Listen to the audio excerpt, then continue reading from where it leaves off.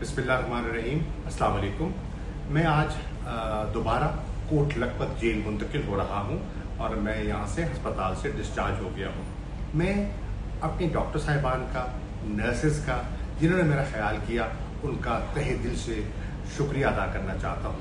मैं अल्लाह ताला का बेहद शुक्रगुजार हूँ जिसने मुझे सेहत अता की है और मैं अपने कदमों में चल के वापस कोट लखपत जेल जा रहा हूँ।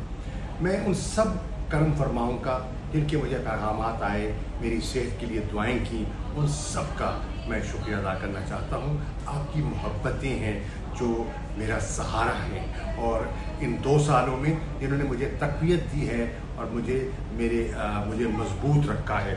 इंशाअल्लाह मेरी दुआ है कि अल्लाह ताला पाकिस्तान को अपने हिफ्ज़-ओ-मान में रखे, अंदरूनी खलफशार से महफूज रखे, बैरूनी यलगार से पाकिस्तान को महफूज रखे।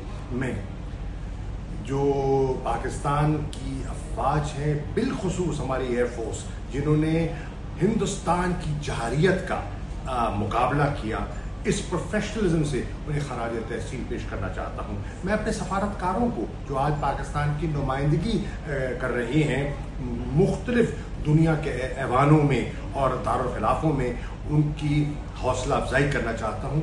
ये वतन हमारा है, हमें इस मट्टी से प्यार है।